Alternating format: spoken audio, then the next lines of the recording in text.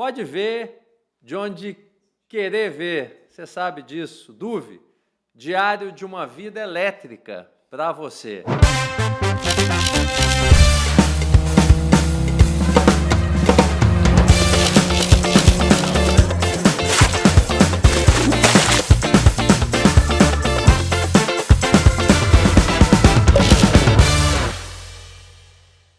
E eu tenho a satisfação aqui de ter uma enciclopédia do setor elétrico. A gente conversou...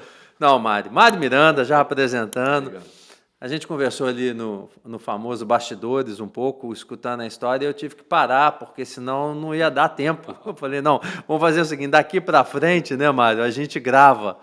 Mário Miranda, presidente executivo da Abrat, nós vamos falar disso. Mário, obrigado por ter vindo. Para nós é uma grande satisfação e um prazer, de novo, conversar desse setor que eu gosto muito, o nosso setor elétrico. Muito bom. Não, histórias, já adiantando aqui, né, quando um dos podcasts que a gente fez aqui, eu conversei com a Marisete, e a Marisete já era uma enciclopédia, já era e é, né, uma enciclopédia, ela falou, mas você tem que conversar com o Mário Miranda também, viu?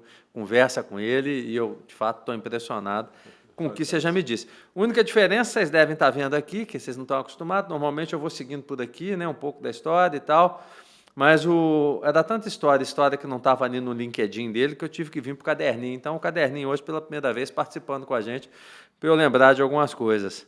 Mas isso é natural de Itajubá, mineiro também, né? Mineiro de Itajubá. Me trouxe aí um presente, não está aqui na tela, mas um pé de moleque. Não pode faltar. Se não fosse queijo... Eu pedi o queijo, eu falei, traz um queijo na hora que você vier, mas trouxe o pé de moleque. O queijo é fácil de comprar, agora o pé de moleque... Quero ver, né? Não. Esse é ótimo. E nasceu no cerne, a gente pode dizer isso, né, Mário? Da história que conta a história do setor elétrico brasileiro. Né? Você está me contando da rua que você morava, né? Como é que é isso? Isso. Porque em Itajubá nós tivemos a fundação da Escola de Engenharia em 1913. Itajubá é uma cidade improvável. Boa. Porque é uma cidade nas fraldas da montanha da Mantiqueira, que a linha férrea era para ir direto descendo de Três Corações, Cristina para Santa Rita. Por força política conseguiu-se Maria da Fé, tal, Itajubá, conseguiu-se isto. Daqui a pouco aparece um advogado, filho da família, que resolve fazer uma faculdade de engenharia eletromecânica. O que era isto?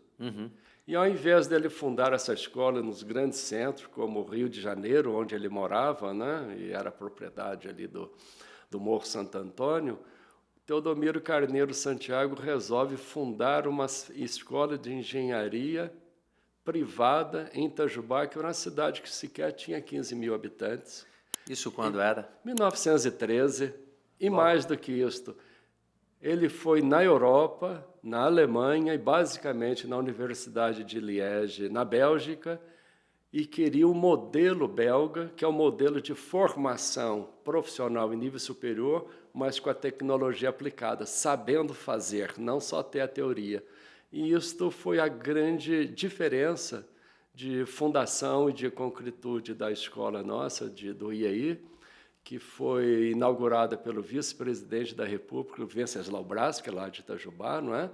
E o Venceslau Braz tinha uma fábrica de tecidos dele, que depois que ele deixou a presidência da República, ele voltou para Itajubá para ser o diretor da fábrica, e essa fábrica estava parada, aguardando usinas hidroelétricas, porque ele não tinha mais máquinas a vapor, ele queria trabalhar já com a nova tecnologia, ou seja, da engenharia elétrica, de usina hidrelétrica. Ou seja, Venceslau Braz já teve um olhar privado para o negócio dele ali, que ele falou, vou precisar de energia elétrica aqui, vou fomentar essa escola para que a coisa aconteça. Isso. E a grande diferença do Venceslau Braz, saiu da presidência da República, veio para a vida privada trabalhar normalmente. Muito bom. Isso é um grande exemplo para nós, não é? Ô Mário, e aí você me contou um pouco, você estava me contando ali, achei super interessante essa história aí com relação à questão de Itajubá e todo o que você acabou de dizer, a história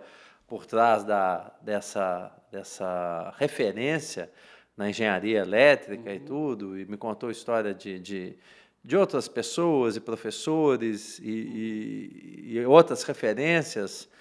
E aí eu falei, então foi assim que também, por referência e influência de Itajubá, nasceu Santa Rita do Sapucaí, que é uma outra referência.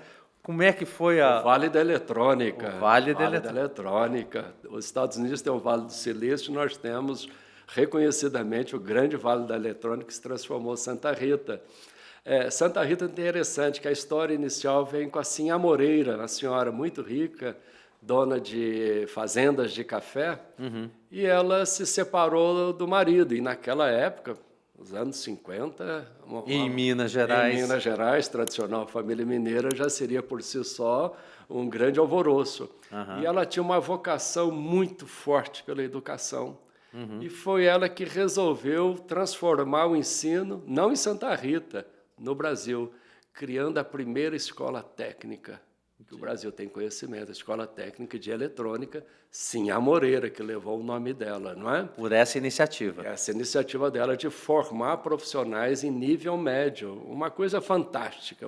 Nós não estamos falando do Inatel, né? Ainda não.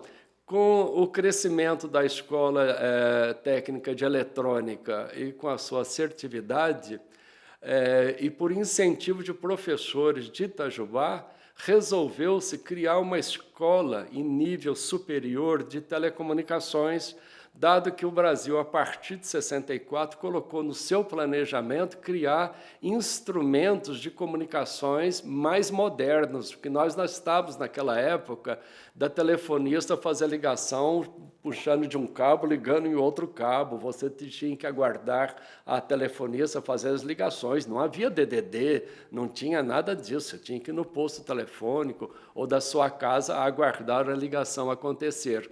E nós estávamos naquela época também com a égide de criação da Embratel, que era lá em Itaboraí, o grande o centro, né, de telecomunicações, e por proposta do professor Leite, então ministro das Comunicações, de se criar uma escola também em nível superior. Ah, tá. Aí nasce Inatel. E aí, lá em Santa Rita, como consequência também da escola técnica. Então, o Inatel é este caso de sucesso e nós chamamos humoristicamente que é o nosso primeiro caso de startup bem-sucedida de Itajubá. Ou seja, Santa Rita do Sapucaí pode-se dizer que é uma startup de Itajubá. É isso. Não, uma provocação. A gente depois vai editar isso. Mentira, vai ficar gravado. Mas funcionou, uma startup que funcionou e funcionou muito bem. E para dar a agilidade da necessidade de formação de profissionais de telecomunicações, então começou como curso de 3 anos, chamado de tecnólogo, que na época também era uma grande novidade, não se tinha absolutamente noção disso. E depois os profissionais já iam para o mercado de trabalho com 3 anos de formação, voltavam aos sábados para irem concluindo devagar e ter depois a plenitude profissional. E com isso o Brasil teve esse grande avanço de telecomunicações rapidamente que nós passamos a ter. Foi fantástico, foi transformacional. E de verdade acabou virando um polo, né? Se você for olhar a região ali, consequência. Como é que se desenvolve a região, né? Quer dizer, você vê que tem o desenvolvimento para as cidades no entorno, não só para Santa Rita, não, quer dizer, de Itajubá, mas Pouso Alegre. Você vai vendo que vão surgindo indústrias e negócios em função desta competência, né? É natural, acaba sendo natural. Santa Rita, então, com a sua vocação eletrônica, atraiu muitas indústrias eletrônicas, assim como Itajubá atraiu indústrias elétricas, né? Nós temos fábricas de transformadores de corrente, transformadores de medidas, né, de potencial até o nível de 500 kV, né? Várias fábricas, muitas indústrias elétricas. Isso é natural, porque o investidor olha onde é que está também a logística, onde é que estão os insumos e a formação técnica. E o caso que o Brasil tem mais sentido atualmente é de profissionais bem formados. Vagas de emprego existem, mas a exigência está cada vez mais alta para a boa formação. Esse é um caso sério, parece até um paradoxo. Quando se fala que o desemprego está em 6% do Brasil e se comemora, mas que desemprego é este? Qual que nível de qualidade é esta? Não é? Tá certo? Não é ter diploma, é ter a qualidade profissional comprovada de competência, da habilidade, são elementos fantásticos que têm que ser seguidos, né? Ô Mário, e só para não esquecer, né, e reforçar essa virtude, né, e essa competência que Itajubá, ou que a formação ali, né, Unifei e tudo, traça. Por aqui passaram grandes personagens também, como você do nosso setor elétrico, né? Marangon, que tem uma história ali em Itajubá, Elvio Guerra, outro sim. Também, uma história muito bacana ali. Pessoas que estão no setor hoje, com suas empresas, e empregando e desenvolvendo a economia, né? O Marcelo Ferreira, que é CEO, fundador da Automa, que é uma empresa que mexe com monitoramento, assim, correndo o risco, certamente, aqui de errar, porque muita gente passou por lá e teve aqui. Então, você vê, de fato, é um celeiro, né? Uma força muito grande, né? Foi um pioneirismo muito correto do Dr. Teodomiro Santiago de inserir o que o mundo tinha de modernidade, que era a geração de energia elétrica, os motores elétricos, muito mais eficientes do que a máquina a vapor, evidentemente. Isso deu naturalmente para o Brasil uma grande vanguarda de implantação de usinas hidrelétricas. Hoje o mundo fala em transição energética, nós já fizemos há muito tempo. Sim. Desde os anos 50, 60, quando se aproveitou aqui em São Paulo o Rio Pardo, o Tietê, o Paranapanema, e Minas Gerais com o Rio Grande, o Nordeste com o complexo de Paulo Afonso, não é? Com o Halford, quando fez aquela investigação a pedido de Dom Pedro II, lá no 1880, cerca disso, né? Depois, a partir daí, o Brasil cresceu, verificou-se que a hidroelétrica era muito positiva, embora durante o momento da sua implantação ela cause problemas localizados, mas temporais. Mas o que se ganha, além da eletricidade, são lagos artificiais muito bonitos, não é? Que trazem pousadas, explorações. Sim. A própria água em si, né? Que é um bem fundamental, né? Tínhamos que ter uma política de mais armazenamento de água para a bem da própria transição climática, para a dessedentação humana dos animais, para a própria agricultura. Se você for pensar, a gente fala muito isso, eu falei muito isso com a Marisete aqui, nas conversas com a Alessandra Torres, que é a presidente da ABRA-PCH. A questão também de uma bateria natural do sistema, né, Mário? O armazenamento natural que regula, acompanha a curva do consumo sem nenhum problema quanto a isso. Isso é fantástico, esse atributo que é a hidroeletricidade. E a transmissão nasceu atrás da hidrelétrica. Sim. Porque enquanto eram pequenas usinas nos municípios... Era uma GD. Era uma GD.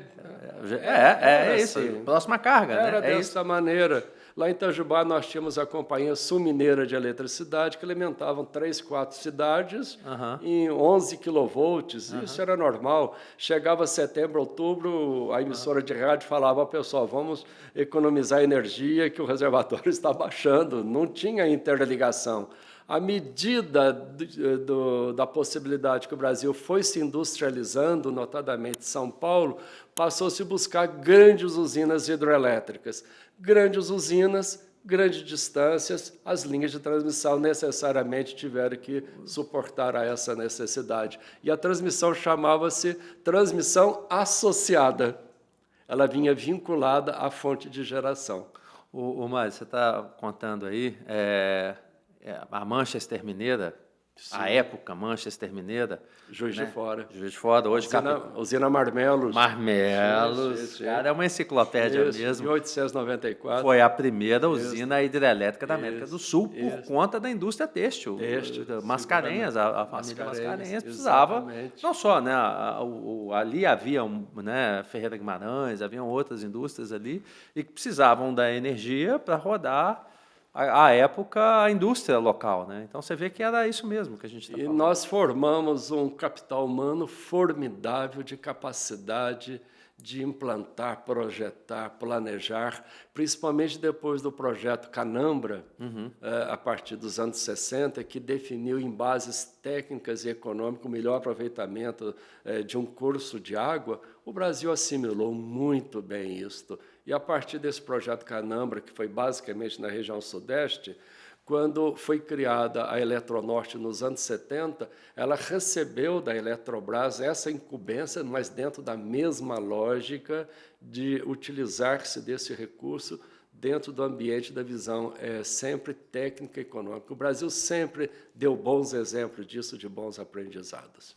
Falar em visão econômica, eu vou pedir licença ao nosso entrevistado aqui, para agradecer aos nossos patrocinadores que permitem que a gente tenha essa conversa, esses diálogos, esses debates, essas histórias de vidas elétricas. Eu queria agradecer aos nossos patrocinadores, a EMAI, Empresa Metropolitana de Água e Energia, que é uma referência secular, dona, inclusive, de Henry Borden, que é a maior queda, fantástica. Está aqui o QR Code, se você quiser saber sobre Henry Borden, mais coisas da EMAI no QR Code que está aqui. Queria agradecer também a TTS Energia, que é uma empresa que desenvolve projetos EPCistas na construção de usinas de mini geração e agora também geração centralizada Brasil afora. A TTS é uma referência na construção de usinas fotovoltaicas, o QR Code está aqui. E também a TÜV Rheinland, que é uma empresa mais que secular também, alemã, que ajuda muito na validação de processos, de produtos, principalmente para o setor elétrico, setor fotovoltaico. Mais informação da TÜV Rheinland aqui. Obrigado a vocês, que aí a gente pode ter essas boas conversas. Obrigado. Mário, e aí o Mário se forma em Itajubá, ali meados da década de 73. Não, formei em 77. 73 você estava, em verdade. Você formei hoje, viu? Exato, esse tá, não, mas está anotado aqui, ó, 31/7, quando a gente está gravando, 48 anos formados. Aproveitar, então, parabéns. Obrigado. Por toda a história, né, que você deixou que vem deixando, né, esse rastro elétrico aí nos ajudando. Quando eu formei, a nossa festa de formatura, né, foi no cinema, no Itajubá, Cine Presidente. E ao lado estava anunciando que estava passando um filme, O Vento Levou. Nossa! Não entrega não, Mário.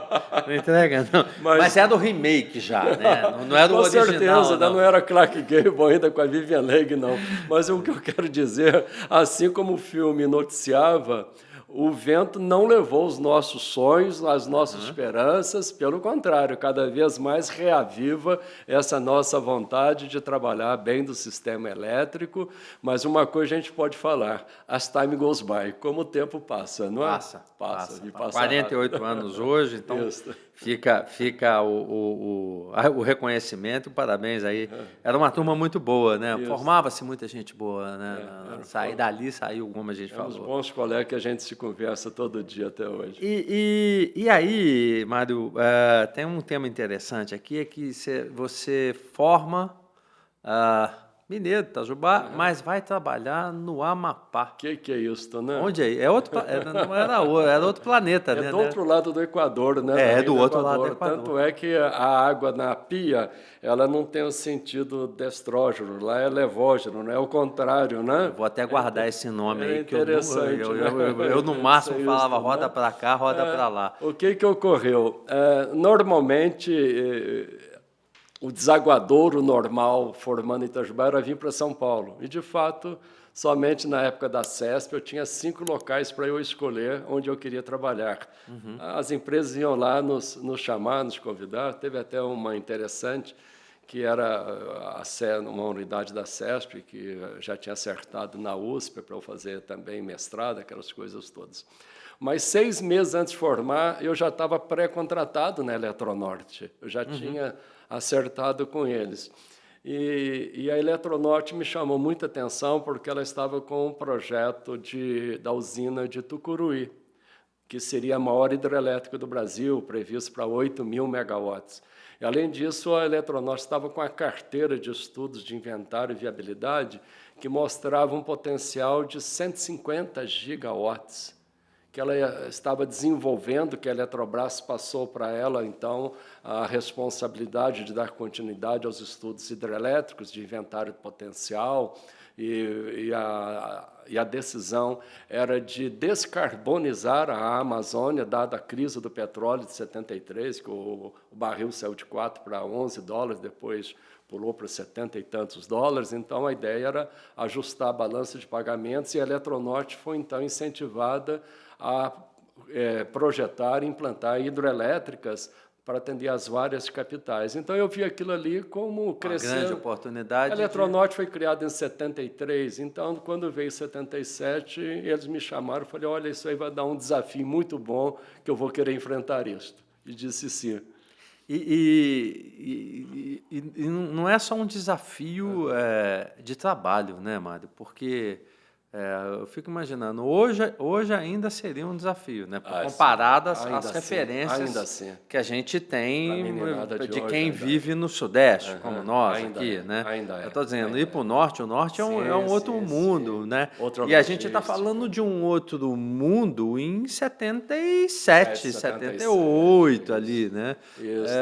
Você me contou coisas interessantes, né? Sair para fazer compra tinha que planejar, né? A usina ficava há quanto tempo da civilização? Assim? Na época seca, 2 horas de viagem. Quando chovia, aí era rezando o terço. Para saber que hora que chegava. E eram 160 quilômetros, não é, de estrada. Então, a Eletronorte me convidou para eu ficar 1 ano na primeira hidrelétrica da Amazônia, a usina Quaraci Nunes, recém-inaugurada em 75, né? Ela vai fazer 50 anos, inclusive, agora, não é? Continua operando? Claro. Inclusive, depois a gente vai detalhar, eu fiz o projeto básico da segunda etapa dela, de 220 megawatts, que deve começar as obras agora, viu? Tá certo? Então, a usina tinha sido iniciada pela distribuidora local, usando os recursos do royalty do manganês, que o Brasil exportava, a iniciativa privada, o Grupo Azevedo Antunes, que explorava a região, tinha uma ferrovia, a mina, um porto muito eficiente, era o mais eficiente do Brasil na época. No Amapá naquela época. No Amapá naquela época, sim. E antes também da Guerra da Lagosta com a França também, quando eu cheguei.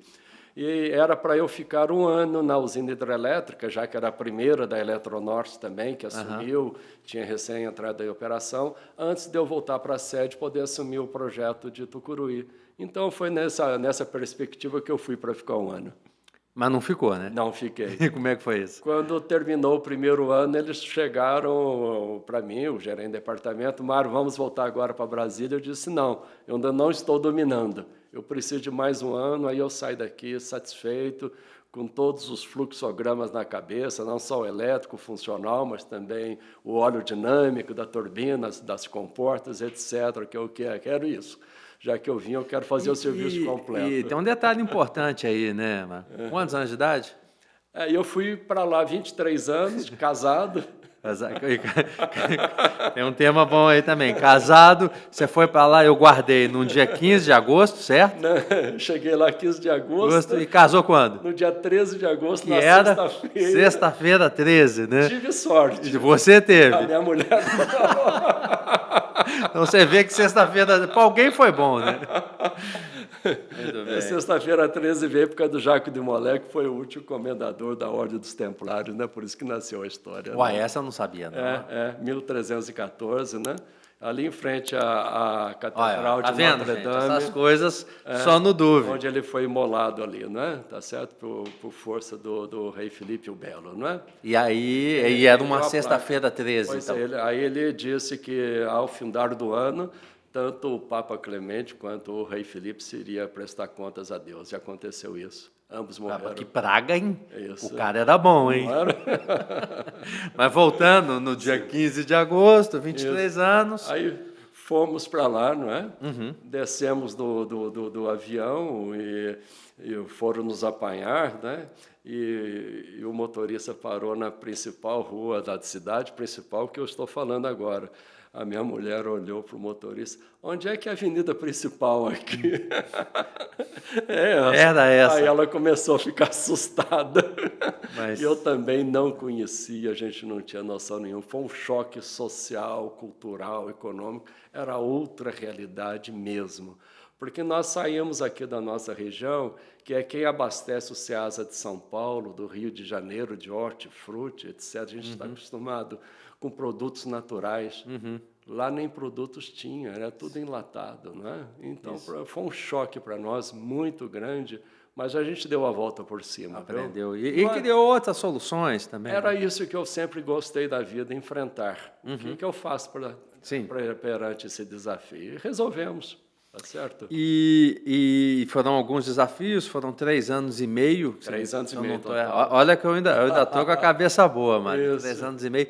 E o que deu para tirar ali desses 3 anos e meio? O que ocorreu é que eu quis ficar mais 1 ano, 2 anos. Quando chegou no 2º ano, eles falaram: Mário, agora nós é que vamos falar, você não vem para Brasília, não. Nós transformamos aqui na primeira regional da Eletronorte e você vai ser o primeiro gerente regional efetivo a ser nomeado. E eu tinha 25 anos de idade. Nossa, mãe. E na época que a Serra Almeida, a empreiteira que estava lá reformando, que nós recebemos a usina em condições muito difíceis, não é? E o modelo reduzido do vertedouro mostrou que tinha que ser refeito todo o perfil, teve que se ajustar perfil Krieger no vertedouro para dissipar a energia da água que por ali passava. O rio Araguari, onde está a usina, para você ter noção, ele é igualzinho em termos de vazão do rio Tietê, lá em Avanhandava, lá no final, 1.000 metros cúbicos por segundo. É muito, hein? É um grande rio, tá certo? É muito grande mesmo. É bastante. É uma grande vazão. Então tinha... Quando você fala Rio Araguari, é o mesmo Rio Araguari que passa por... No Amapá. Tá.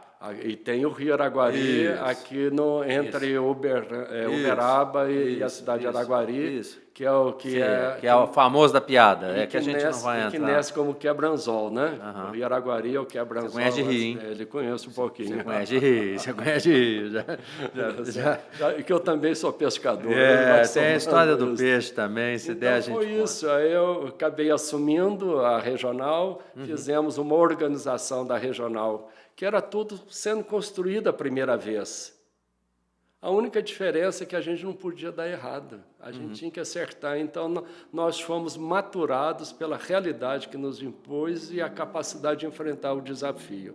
Essa que foi a maturidade que nos foi dada, e com isso a organização que nós fizemos foi replicada para as demais regionais da Eletronorte, que eram um estado, era uma regional.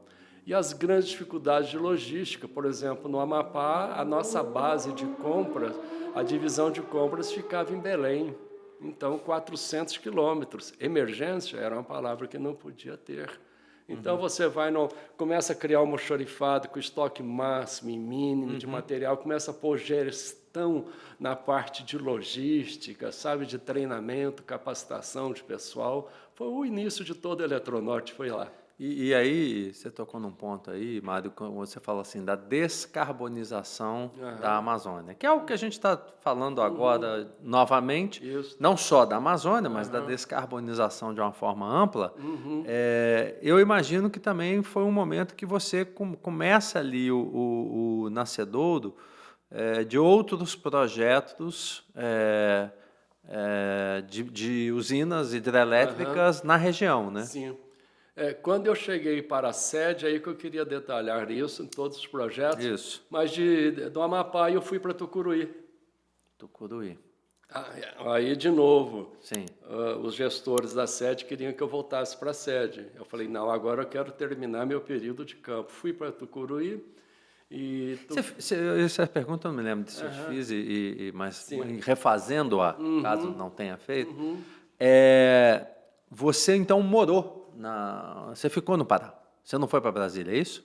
Não, do Amapá, então, ao invés de novo de voltar para Brasília, conforme o prometido, acertado com os colegas da Eletronorte, eu quis ir para Tucuruí. Eu tenho convicção de que esse prometido acertado foi só com os colegas da Eletronorte, que se fosse com a mulher, você tinha ido para Brasília. Acho que ela topou ir para Tucuruí. Vamos falar, aproveitar que a gente está gravando, vamos falar a verdade aqui. Senão você tinha ido para Brasília, eu tenho certeza. Mas foi muito gostoso Tucuruí, principalmente que lá nasceram os nossos 2 filhos, não é? Mas tem o DNA mineiro, né? Tem porque passaporte. Na época da montagem, a montadora era a Tenerge. Pronto. Então, largamente formado pelos engenheiros de Itajubá, então eu chamava de embaixada de Itajubá. Então, além de ser paraense, que eles têm muito orgulho, não é? Mas também eles têm dupla nacionalidade. Tem dupla nacionalidade, está certo.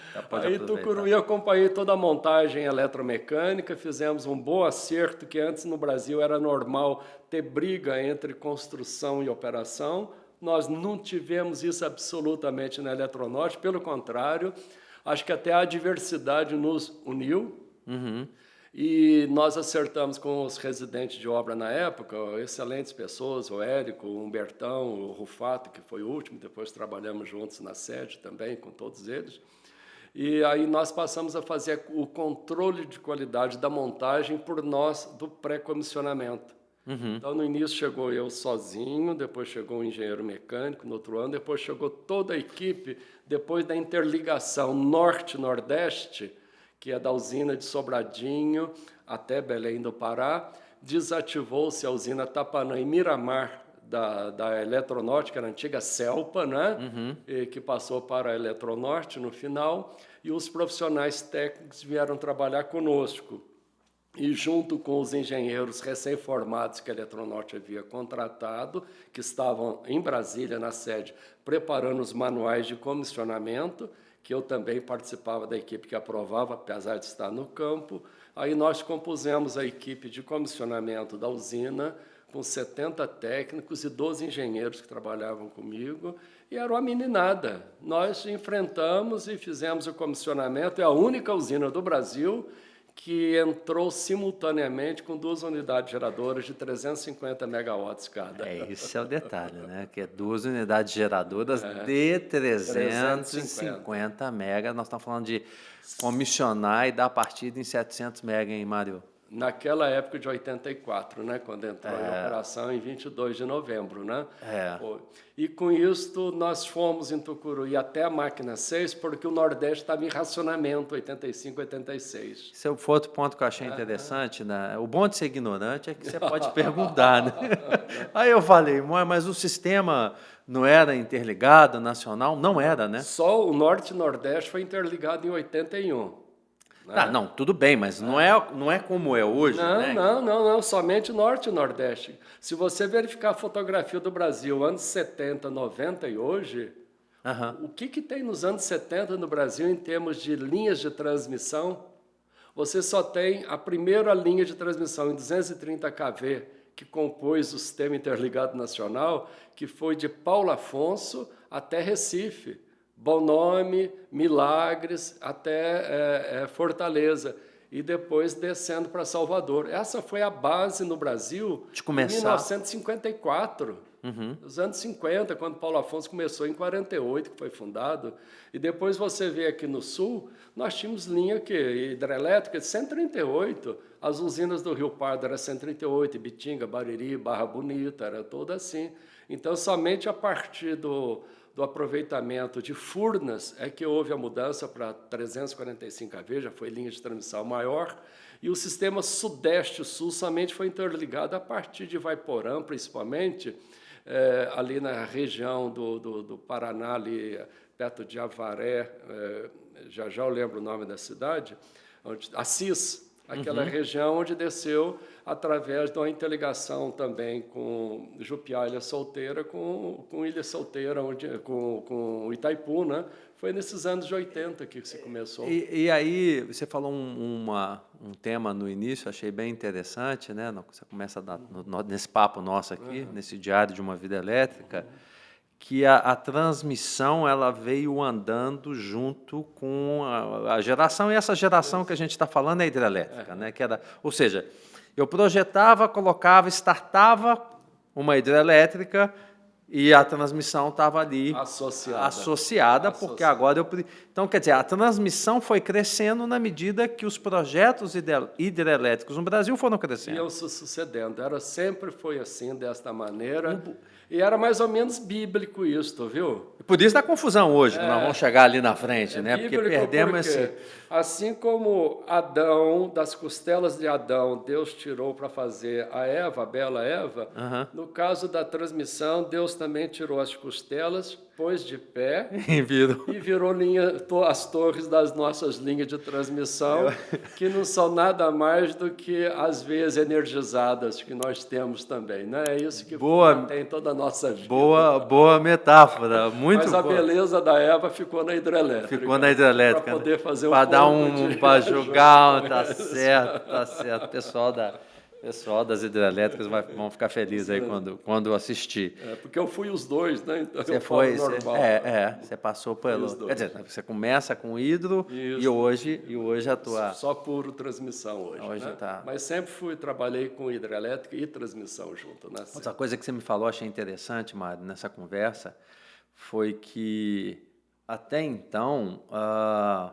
muito do que a gente tinha de potência, ou seja, de geração, disponibilidade, era térmico, né? Até entrar hidro, era térmico. Na região amazônica. Na região amazônica, mas mesmo isso Paulo, que você falou. Londrina era termoelétrica nos anos 70. A Londrina tinha. O oeste de São Paulo era termoelétrica até final de 70. Isso era natural no Brasil.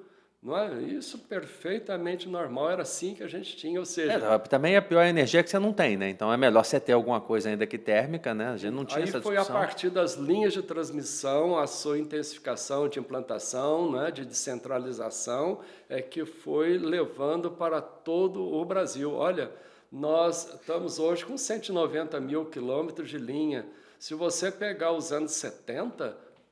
1.000 quilômetros, 2.000 quilômetros, se muito. Olha, esses dias eu estava vendo uma estatística interessante. Juscelino, quando assumiu a presidência da República, o Brasil tinha 800 quilômetros de estrada asfaltada. Quando ele saiu, deixou 14 mil quilômetros. É sério? Não foi só Brasília, não. Linha de transmissão, se você comparar o que éramos nós nos anos 70, 80, 90, era parque pequeno. Hoje, nós conseguimos colocar linha de transmissão em todo o país, em toda a cidade, acima de 100 mil habitantes. Hoje tem linha de transmissão mesmo, além da distribuição que chega. A exceção de Roraima, que vai ser interligado agora em outubro, o Brasil está todo interligado. Cruzeiro do Sul, no Acre, no extremo Acre.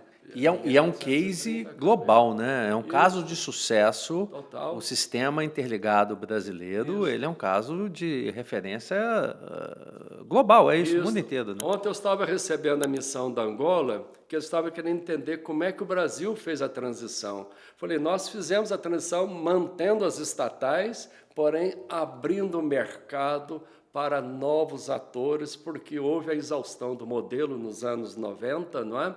Que não tinha mais a capacidade da Eletrobras financiar, e era a Eletrobras quem fazia a coordenação do planejamento e da operação centralizada. Mas a exaustão do modelo acabou, não teve mais como você ter captação financeira, estava no limite. E, por outro lado, você expôs, então, as estatais também a competir, melhorou a eficiência. Então, a partir de 2000, quando começou a expansão do sistema elétrico, se dá por leilões de concessão, isso trouxe elementos fantásticos para o Brasil. E outra, é o único ambiente que entrega subsídio diretamente ao consumidor. Não se apropria do subsídio do consumidor, pelo contrário, porque a modalidade dos leilões, como tem deságios, se um ambiente legal regulatório está propício, é atrativo, você tem competição, que se transforma em deságios, isso leva a modicidade tarifária. Nós não queremos deságios, não queremos subsídios, nós queremos deságios, isso é importante para o consumidor, porque tem competição, isso é muito importante, viu? Mário, e aí pegando então, depois desse momento, né, vamos dizer assim, no Mário mais gerador, hidrelétrico, Aí sim, aí tem uma ida, uma experiência, uma vivência em Brasília, que é natural, né? Que aí você vai para lá, imagina ainda como Eletronorte, até chegar ali ir para a transmissão. Como é que foi esse período? Bom, a saída de Tucuruí eu já tinha 9 anos de campo. Ok, já estava, sim. já tinha dado um bom esforço, né? E, por outro lado, o filho mais velho já estava com 4 anos de idade. E o outro era ainda novinho, ainda com alguns meses, né? Os dois nasceram lá em Tucuruí. E eu disse à minha mulher, Thelma, olha, aqui morar em usina é ótimo.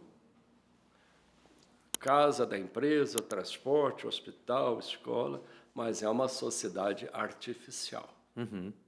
Seria bom que os nossos filhos entrassem no período escolar efetivo num ambiente mais real, natural. Eu ia chamar de normal. Normal, isso, um novo normal. Sim. E foi o que se deu, e foi muito boa a decisão tomada, e aliado também que nós já tínhamos feito o comissionamento das 6 unidades geradoras, a partir daí ia demorar mais as demais usinas. 6 nós estamos falando de 2 GB e 2.1, naquela época, né? 2 GB naquela época, né? Em 80 era uma boa potência. Sim. E foi muito correta a tomada de decisão, porque quando nós matriculamos o filho na escola, no pré-primário, medalha de ouro. Depois, quando foi para a alfabetização, com dificuldade. Nós nunca tínhamos ouvido falar em dislexia, que ele tinha isso, né? E como é que se trata? Imagina isso no ambiente mais restrito, né? É isso. E aí foi com isso, graças a isso, que nós pudemos, então, dar o tratamento adequado, venceu plenamente. Isso que foi a grande solução nossa, em termos familiar, foi a decisão muito ajustada, muito adequada, não é? E aí, saindo de Tucuruí para Brasília, então passei a me integrar, saí da diretoria de operação, fui para a diretoria de engenharia para fazer projetos de usinas hidrelétricas. E foram poucos, né, Mário? Simultaneamente, eu lembro que simultaneamente eu cheguei em um ano, 12 hidrelétricas simultâneas, em qualquer nível. Inventário, viabilidade ou básico executivo. Às vezes a gente estava discutindo em desenho errado, sabe? Era tanto projeto de hidrelétrica, não é? E, lamentavelmente, muitas ficaram paralisadas no tempo. Isso não foi bom. Porque se você vê o exemplo da usina de Couto Magalhães, 220 megawatts, no início aqui do Rio Araguaia, não afeta uma pessoa, uma etnia, uma unidade de conservação, o reservatório é fio d'água, porque a queda lá é de quase 100 metros, fantástico, problemas. Outra usina de Cachoeira Porteira, onde passa agora a linha de 500 kV de Tucuruí para Manaus, a usina é de 700 megawatts. Então, desculpa cortar a tua fala, mas te ouvindo e pensando, e outros tantos já passaram por aqui, fora os que a gente encontra nos nossos eventos e defendendo as suas bandeiras, e eu já me posicionando aqui, né? Falta a gente retomar essa discussão, não falta? Eu penso que sim. Acima de tudo, voltar a colocar na mesa o desenvolvimento do Brasil simultâneo.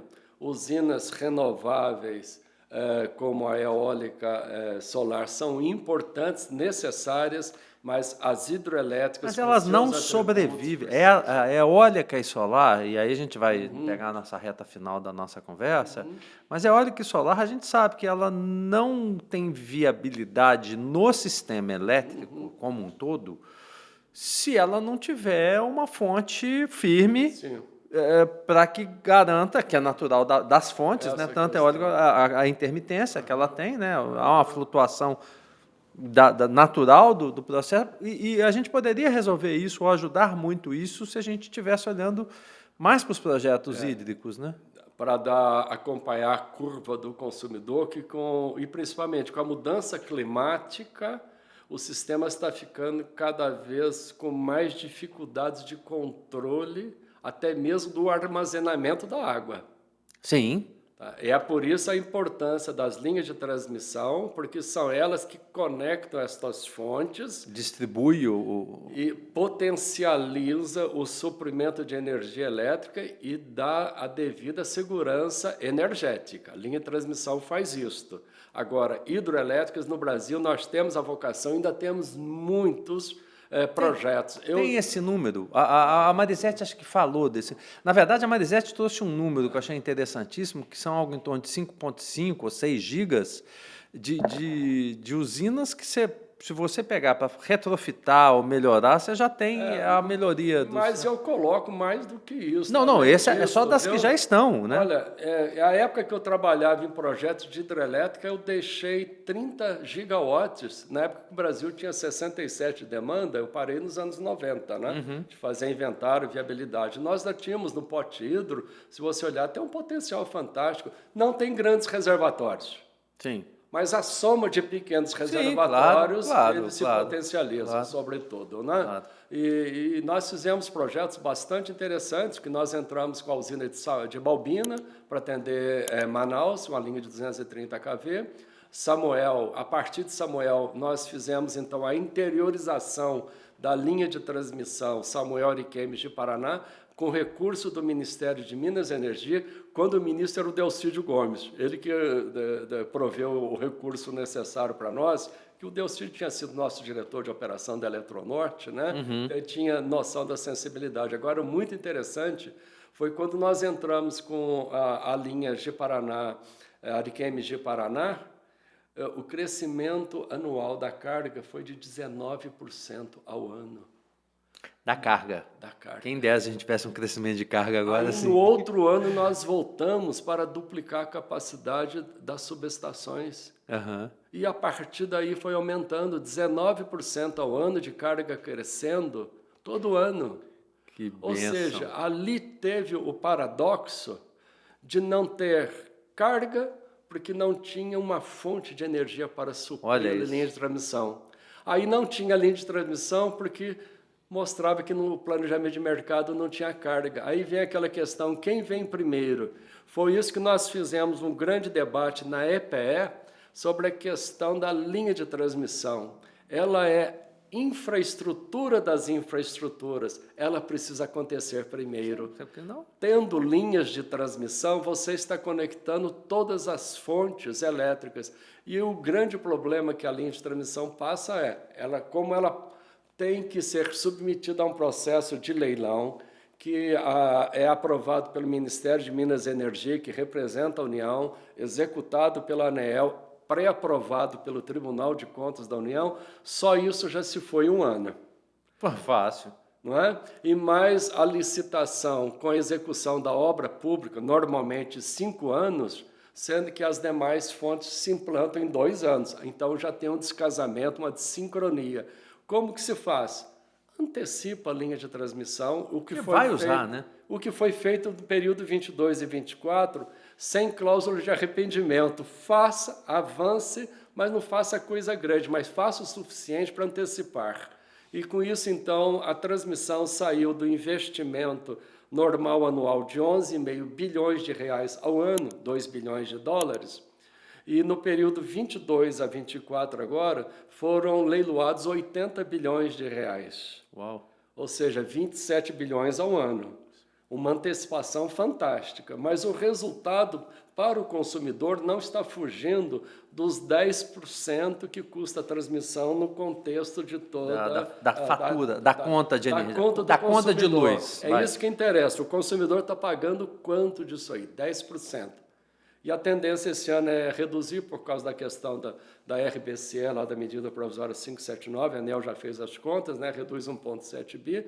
Com isso aí, a EPE fez os estudos aprovados pelo Ministério de Minas e Energia, antecipou, fizemos um estudo bastante substancial em nível de PDI junto à ANEEL, que nós verificamos se havia capacidade industrial para atender esse montante de ativos a serem comprados de 80 bilhões de reais. E o Ministério queria realizar 3 leilões por ano. Mostramos, tem que ficar em 2. a questão industrial, de capacidade industrial, se fizer determinadas questões aqui, é possível. Então, nós fizemos todos os estudos e demonstramos na parte de capacidade industrial, da parte da capacidade das grandes empreiteiras para fazer essas obras, porque nós não temos mais grande empreiteira. Sim, sim. Infelizmente não, né? E as médias que estavam crescendo devido ao Covid tinham que cumprir o contrato, mas os prefeitos não deixavam ter obra. Então, foi uma negociação que criou uma ineficiência muito grande de guardar distâncias entre os operários, os profissionais. A parte de sanitário teve que se ter outro tipo de solução. E o contrato não foi solucionado perante isso. Os empreiteiros, então, quebraram. É um problema, né? Então, nós tivemos que refazer, negociamos com o BNDES as questões que eles precisavam de financiamento de fluxo de caixa equacionado. A terceira questão que nós enfrentamos foi a capacitação, mão de obra, 37 mil profissionais.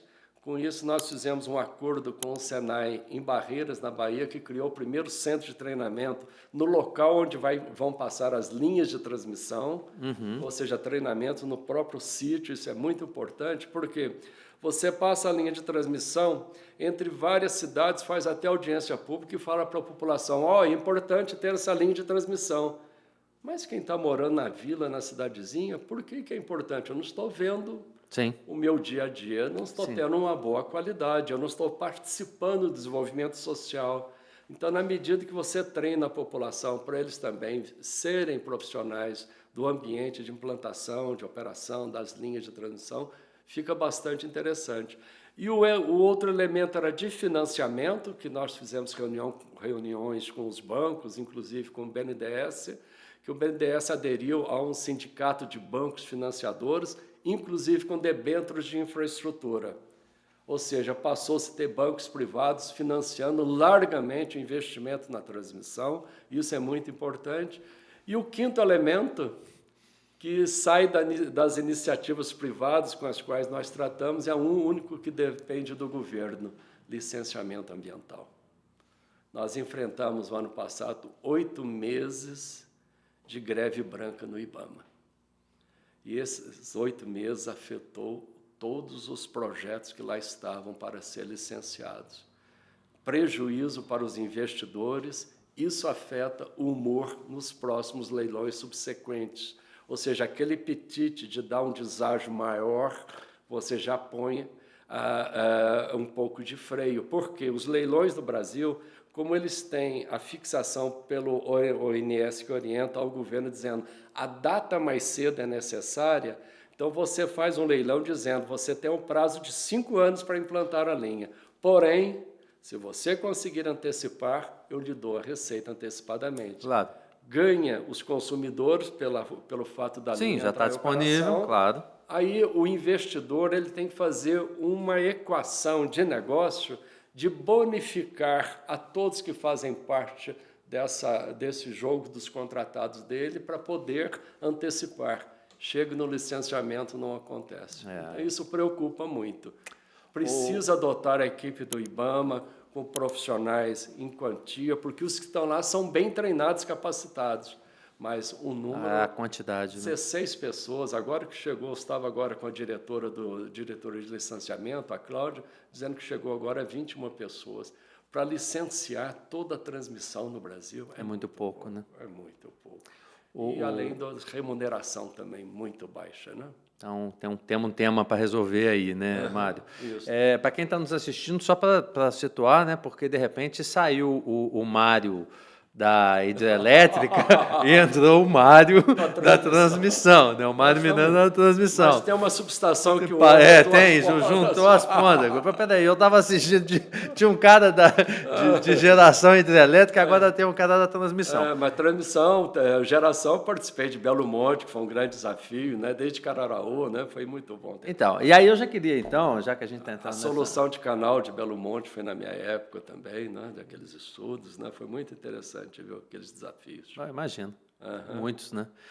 Ô Mário, entrando nessa reta final desse papo nosso, para não deixar de falar já falando, né? Já entramos falando aí tem um desafio de Abrat, né, de presidência executiva da Abrat, que é a Associação Brasileira das Transmissoras de Energia. Né? Isso. Aqui eu vou deixar aqui agradecer aí ao presente Olha dado. Só, a maior linha de transmissão do mundo, viu? Essa aqui? Na maior tensão, 800 kV.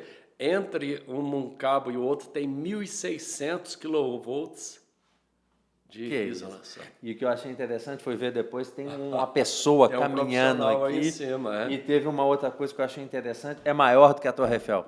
Isso, a travessia ali, mas não na de corrente contínua, é a que faz a travessia Tucuruí, Manaus, até Macapá, essa linha de transmissão, na hora que passa ali na ilha de Jurupari, depois da cidade de Senador Porfírio, do outro lado é Prainha. Para poder... Como é que você decora esses nomes? Eu estou aqui intrigado com isso, estou impressionado com isso. É porque tudo isso eu sobrevoei, eu filmei. Quem escolheu o traçado, eu participei dessa escolha em 1996, se não me engano. Mas qual o tamanho das torres? Só para a gente não esquecer. Dessa ordem de quanto? Ali da travessia, né? Quantos metros? Uma torre dessa? É mais que a Torre Eiffel ali. Mais de 300 alguns metros. É uma loucura. É uma loucura. Então dá para fazer uma Paris ali. Imagina, né? Nós tínhamos uma grande preocupação ali na ilha do Jurupari, na travessia do Rio Amazonas, quando a gente fez o sobrevoo de helicóptero, o H-11 da Aeronáutica, confiável, como disse o oficial, participou da Guerra da Coreia em 1956. Está voando até hoje. 40 anos antes, eu vou subir nisso aí, vai. Janela aberta, filmando. Manaus, Rio Urubu, Rio Preto da Eva, Rio Atumã, Uruará, vai batendo ponta a ponta. História. Trombetas, 30 quilômetros do Rio Amazonas, você olha embaixo, brilhando. Só aquele barulho de... E só podia ser das 9 da manhã até as 3 da tarde, que 3 da tarde cai a chuva. A chuva que caiu de manhã é o que o índio chama de aruna, são as ascendentes, o helicóptero não fica instável, bom, instável. E assim nós fomos, quando chegamos a única passagem, numa Óbidos não servia, na Ilha do Marajó, e confirmamos que era Jurupari, mas eu tinha uma grande preocupação com a geotecnia da ilha. A batimetria mostrou que o Rio Amazonas, na margem esquerda, tinha 80 metros de profundidade. Tem 80 metros de profundidade. 80. Isso.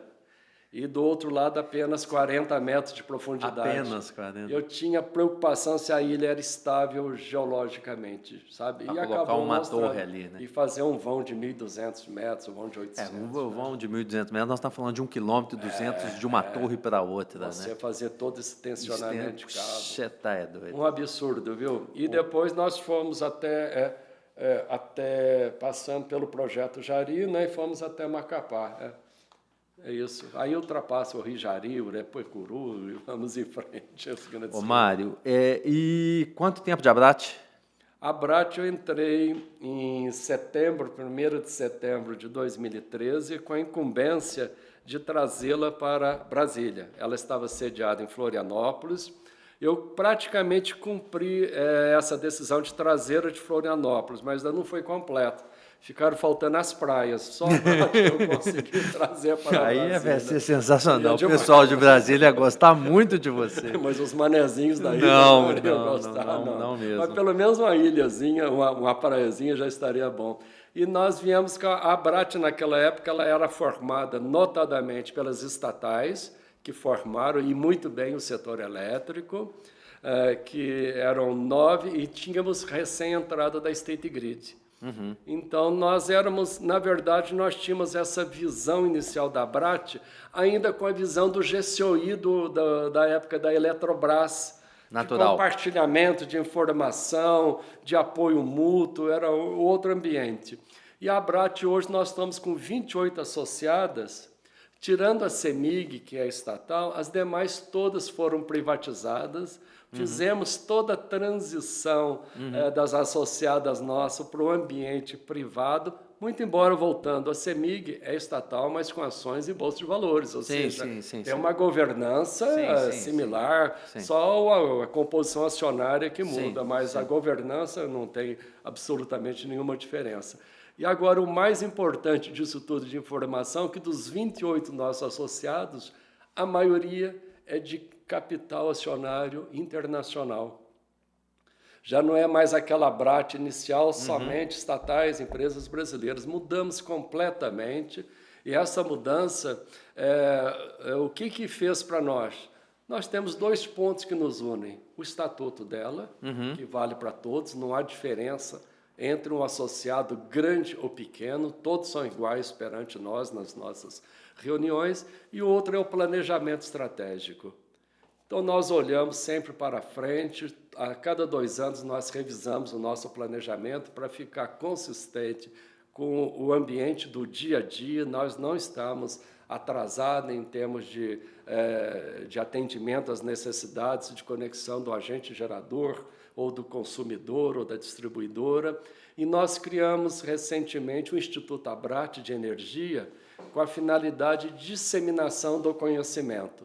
Nós fazemos PDI cooperado, atualmente está em desenvolvimento a parte de confiabilidade do sistema elétrico, porque nós ainda temos critérios de planejamento da época que eu participei da CCPE no Ministério de Minas e Energia, quando lá estive de 99 a 2000, quando a Eletrobras perdeu o GCPS, que era a unidade de planejamento, de operação criou-se o ONS, mas o de planejamento ainda não tinha criado o ente de planejamento, que seria depois sucedido pela EPE. Não é? Enquanto não acontecia, então o planejamento veio para Brasília, foi o único caso.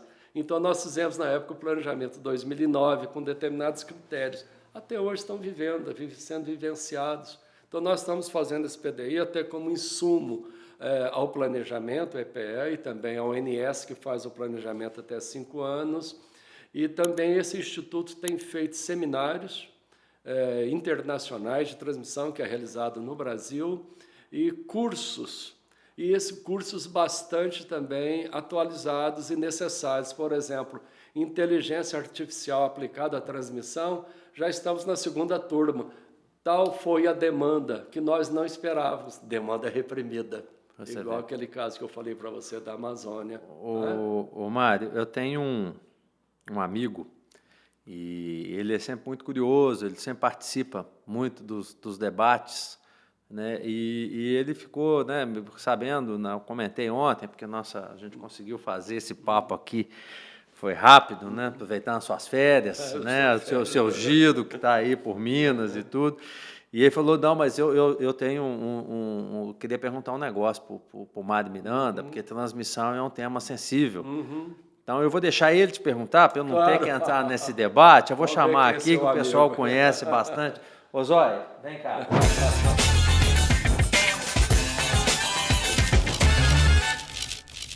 O papel dele é botar pilha, então ele já conversou. Você tem pilha, tem armazenamento. Tem pilha, tem armazenamento, é elétrico, um olho desse tamanho. Só está faltando fazer um leilão. Você sabe que o mineiro entende fácil, né? Porque que chama zóio, né? Mas tem uma porção de gente, o pessoal mesmo aqui da Fontana, de vez em quando ele fala, não é zóio, não, é zóio, acaba no i, não tem o ó. Depois, zóio. Zóio é o ovo frito, né? Não é? Olha aí. Mas o rapaz queria te perguntar, Mário, você que está no dia a dia dessa discussão aí na ABRAT e tudo, e eu vejo isso acontecer também em outros países aqui da região, né? No final das contas, ou sempre numa discussão de um problema do setor elétrico, bate lá na transmissão, né? Então, a gente tem uma discussão quente hoje, né? Ele já fez algumas perguntas aqui. Curtailment. Curtailment, mas é porque não tem transmissão.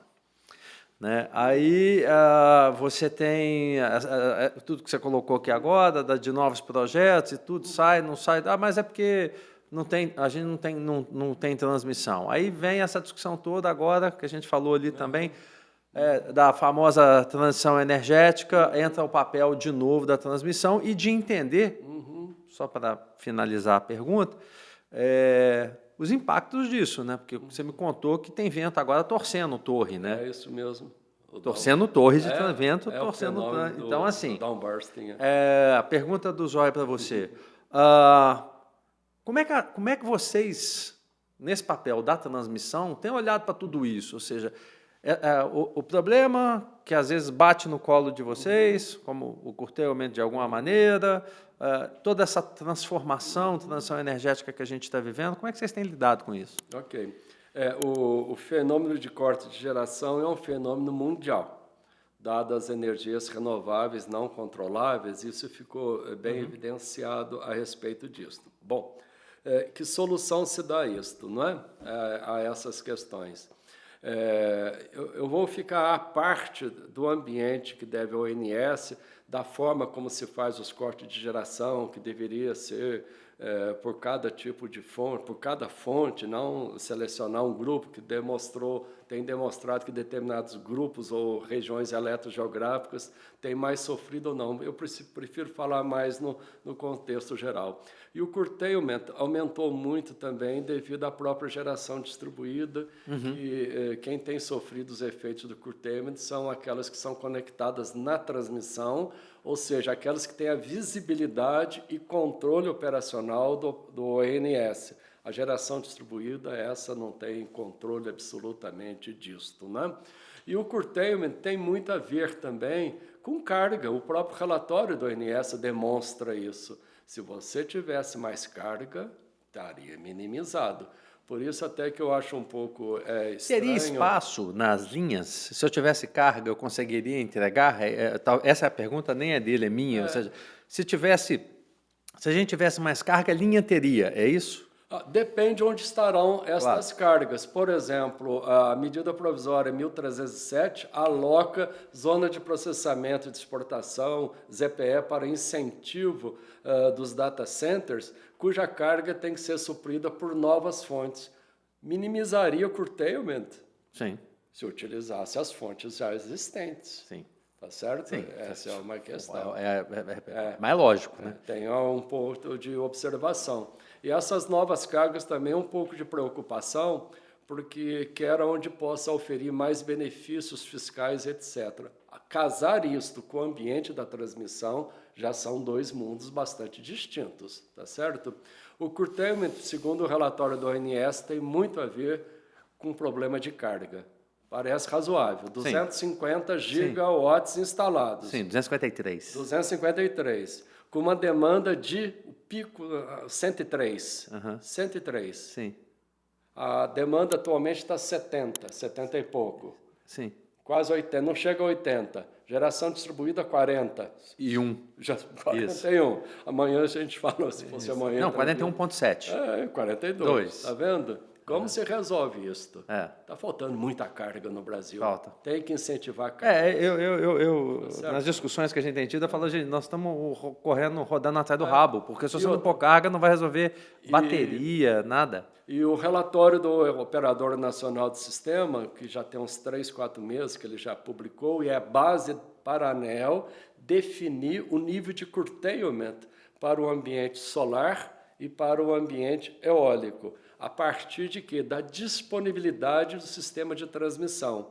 O Brasil é o país no mundo que tem um dos melhores índices de disponibilidade de linhas de transmissão. Independente de 6 biomas e de 6 climas, nós estamos em 99,05, medição média de 4 anos. 99,5 de confiabilidade. 99,05 de disponibilidade ou confiabilidade da linha de transmissão. É o único índice que nós temos de que mede a nossa qualidade de prestação de serviço.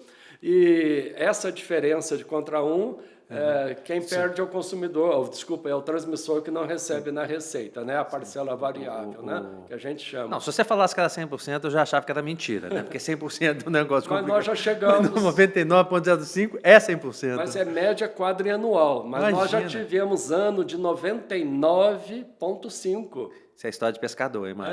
Pois é. Então, você veja que nível de qualidade. É demais. Aí, esse índice que dá causa à indisponibilidade, à geração devido à transmissão, é considerado pela ANEEL, como considerou, para as usinas eólicas solar. Se precisar de transmissão, mais transmissão, não tem problema. Agora, com esta mesma transmissão, tem que olhar as cargas, onde é que eles estão, os picos, como é que vai se trabalhar nisso. É igual uma rodovia, né? Se você encher demais uma hora, trava, não tem jeito. E o curtailment você tem um problema, não é? Que o operador consegue alcançar aquelas que estão conectadas e as desliga em detrimento daquela não está vendo. Que não está vendo. Tem uma discussão boa aí. Porque o grande problema do ONS, o grande desafio dele é fazer o despacho das usinas em nível técnico e econômico. Então, é a partir do menor preço, não é? São os custos variáveis com os quais ele conta, mas ele olha também a questão de confiabilidade que tem a parte não é só técnica. econômico. E o que está acontecendo é que o sistema está demandando mais controlabilidade. A eólica está impondo, por causa dela, para melhorar até o fluxo do Nordeste para o Sudeste, colocar-se a compensadores síncronos agora no Rio Grande do Norte, parece-me 3 de 350, o fluxo vai poder aumentar. Esse é o controle que o operador tem que ter, essa é a sensibilidade, ou seja, melhora equipamentos de controle na transmissão, atende melhor a eólica, aumenta mais a despachabilidade, mas sempre tem que ter muito controle, porque o sistema de transmissão, ele não é uma rodovia, a rodovia é amorfa, ela não tem vida. Se estragou uma ponte, você muda para outra pista, mas linha de transmissão é diferente. É um ser pulsante que eles se comunicam entre si e também tem a questão das usinas conectadas, onde você tem confiabilidade, estabilidade, a estabilidade de uma fonte regulada, dependendo da distância em relação à linha de transmissão, pode trazer questões, você tem que ajustar mais ou menos a proteção, ter um esquema regional de alívio de carga para poder confinar o problema, localizá-lo. Então, os sistemas especiais de proteção, temos todas as ferramentas necessárias. A gente precisa atender quais são os limites. Mas o Nordeste agora, pelo plano decenal, vai duplicar a possibilidade do fluxo Nordeste-Sudeste, praticamente vai duplicar em 8 anos. É o plano decenal de geração, de expansão agora 2034. Lá pelos anos 2030 já está duplicado, viu, essa possibilidade. Mas com certeza vai ter mais fontes eólicas, mas é assim que é bom. Aí ele faz outra pergunta, mas nova esse é um depois. bom desafio, você sempre continuar, tem que ter mais linha para atender mais necessidade, mas seguramente precisa de mais carga. E de cargas. Concordo, sem dúvida. Eu vou guardar essa fala final tua, eu acho ela muito interessante, até para usar para parecer que eu sou mais inteligente. Esse negócio que a rodovia é amorfa, eu já guardei, que o sistema é vivo. Não deixa o DENIT saber disso, não, nem os concessionários. Não, aqui o papo é só sobre energia, entendeu? Passa. Mas chegando na reta final, pergunta final aqui desse papo muito boa nossa, falo que não dá um podcast, daria um Netflix, é muita história, isso porque algumas aqui a gente ainda não entrou, não vai dar tempo. E a censura também. E a censura também não deixa. Qual foi o momento mais elétrico? Imagino que tenham muitos, mas assim, que vem à cabeça da vida do Mário Miranda aí. Tiveram vários, viu? Vários. Traz um para a gente. Posso fazer vários rapidamente? No Amapá, quando eu tive o primeiro acidente elétrico com explosão de um disjuntor de baixa tensão na minha frente, com alto nível de curto, eu fiquei afastado. Elétrico mesmo, né? Elétrico. 3 meses, queimei a queimadura, 1º, 2º, 3º grau, mão e rosto, tudo, mas muito bem tratado. O cara que cuidou bem, né? Isso. Ficou bom. Depois, o elétrico, que eu fiquei muito satisfeito, foi de ter ido a Tucuruí, porque, além de ter nascido meus filhos, comissionei, na época, a maior usina do Brasil, com uma meninada que ninguém apostava em nós. E deu certo. Era meninada, eu tinha 7 anos de formado, os outros tinham 3, 4 anos, uma equipe fantástica, esse foi um desafio grande. Terceiro, depois, foi ter feito os estudos de viabilidade de Belo Monte com aquela solução de canais que nós demos, afastando ali da aldeia Paxamba, Bacajá, Bacajaí, aquilo lá também. Em termos de engenharia, eu fiquei muito satisfeito. E o quarto, quando no governo Collor mandou retirar todas as consultoras de projeto. O Brasil parou no tempo. O Brasil parou no tempo naquela época. Acabamos com todos os projetos, mas eu consegui convencer o diretor de engenharia da Eletrobras, Benedito Carraro, uma grande figura, excelente profissional. Mostrei para ele Belo Monte e ele autorizou a gente a retomar.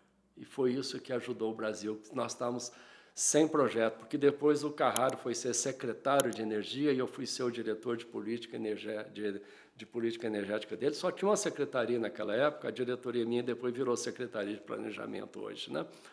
E com isso nós fizemos o Belo Monte foi para frente e nós vimos que devido àquela ausência de hidrelétricas toda que nós paramos por ter encerrado os contratos no governo Collor. Foi sofrer lá em 2001. Aí o primeiro leilão de hidrelétrica, em 1999, na ANEEL, nós precisávamos de 2.500 megawatts em cada leilão. Teve um só de 900 megawatts, não estava mais acontecendo. Os reservatórios reduzindo, aquele famoso relatório que Elma mostra isso. Aí nós tivemos que fazer o PPT, o Programa Prioritário de Termoelétrica, para poder colocar no Brasil o gás natural que estava vindo da Bolívia, vencendo a contragosto o ministro de Minas e Energia, que era presidente do Conselho da Petrobras também, que ele queria que nós fizéssemos um gasoduto Bolívia-Brasil só para atender as termoelétricas, sendo que o gasoduto não carregava gás natural, ele é de 25 milhões de normal metro cúbico dia, não estava carregando 10 milhões. Convencê-lo levou tempo e a gente vendo que o racionamento chegaria. Estava chegando, reservatórios estocando, fizemos o PPT, que minimizou, mas se ele tivesse feito antes, como nós queríamos, não seria de 20% o racionamento. E aí, na época do racionamento, fui trabalhar com o ministro Pedro Parente, onde eu fui o responsável pela contratação das usinas emergenciais. Eu fui a convite do ministro José Jorge de Minas e Energia, que me convidou. Aí o Pedro Parente me chamou e falou, não, eu vou coordenar isso aqui. E nós tivemos outro momento eletrizante. No Brasil não tinha termoelétrica. Nós, em 7 meses, fizemos um programa de onde precisava ter as usinas termoelétricas. O Mário Santos, grande figura, diretor de operação da Eletrobras, o baixinho era um excelente profissional. Acertamos onde precisava, olhamos com as distribuidoras onde é que tinha ponto de escoamento, né? Isso que chama ponto para colocar essas usinas, com todas as distribuidoras para poder mapear, com a Petrobras para manter o preço nas bases, com o IBAMA para verificar onde é que poderia pôr as usinas sem problemas de licenciamento. Então, fizemos rapidamente um zoneamento econômico ecológico. Quando nós licitamos, no mundo inteiro nós nunca tínhamos feito isso, a única experiência que eu tinha foi a contratação em Manaus e em Cuiabá, da usina Pantanal, e atendimento a Manaus, que o primeiro produtor independente do Brasil fui eu que contratei, tá certo? Naquela época, né? Pela Eletrobras. Ou seja, momentos elétricos. Fora elétrico. E com isso aí nós contratamos as usinas emergenciais. Na hora que nós contratamos, recebemos as propostas, primeira coisa que eu fiz, chamar a CGU da época, o TCU, para a sessão de abertura. Para ver se está tudo certo. Isso aí. Para a sessão, lisura completa, total, porque era um momento muito delicado do Brasil, 2001, não é? Eleições subsequentes, chegando próximo, para não ter problema. Ninguém reclamou, não teve nenhum problema de auditoria. Quem perdeu, perdeu. Quem ganhou, saiu satisfeito. Trouxemos usinas do mundo inteiro. Na hora que o ONS viu que assinamos o contrato, estava a data marcada, levantou o racionamento de 20% no Brasil, que no Nordeste continuaram as unidades ainda operando, que lá a situação ficou ainda ruim, e depois essas unidades foram para Manaus para suprir o racionamento de lá. Foi um momento que eu fiquei muito satisfeito de ter contribuído para ajudar a eliminar aquele racionamento, que esse está afastado no Brasil, viu? Com essa linha de transmissão fortemente integrada, com essas fontes de geração, as questões nossas agora serão outras. Demandas de mudança climática, de atendimento localizado, que vai ter problema, as hidrelétricas vão sofrer variações de novas vazões que a gente não conhece, assim como a transmissão está vivenciando novos ventos que não foram projetados, assim como as eólicas estão vivendo novas velocidades, novas mudanças de bacia solar, ou seja, o Brasil inteiro está experimentando novas. Mas o importante é estarmos todos aqui atentos, com as cabeças pensantes, e voltar a atrair os jovens para vir trabalhar no setor elétrico. Essa tem sido a nossa vocação, porque a meninada está um pouco arredia. Nós temos que ter uma maneira de sedução, tal qual eu fui seduzido, e essa sedução valeu a pena. Tem que valer para essa turma também. Muito bem. Pode ver de onde querer ver. Um diário de uma vida elétrica aqui no DUV, com Mário Miranda, presidente executivo da Abratma, com uma história de vida no setor fantástica. Eu queria aproveitar também o encerramento desse nosso podcast para agradecer ao time da Fontana Filmes, que mais uma vez conosco aqui, fazendo produção, edição de podcast como esse. Agradecer... O livro você já mostrou. Já agradecer. Mostrou. Agradecer aos nossos patrocinadores. Eu queria agradecer à EMAI, Empresa Metropolitana de Água e Energia, QR Code aqui na tela, para saber mais sobre o que tem feito a EMAI no setor elétrico. Agradecer à TÜV Rheinland também, 1 século e meio, empresa alemã, que é uma referência no que faz, na validação de projetos, processos, equipamentos. Está aqui o QR Code da TÜV. E também a TTS, uma grande parceira nossa, uma empresa que desenvolve projetos na área de solar, na mini geração e na geração centralizada. Agradecer a Mágica Empresarial Marketing, que ajuda o DUV a se divulgar, e principalmente agradecer a você, Mário. Eu que agradeço a oportunidade. Obrigado pela oportunidade feliz, pela conversa. Mais feliz que quando entrei. Papo bom, muito bom. Valeu, gente. Obrigado. Até a próxima. Obrigado. Um abraço. A vocês.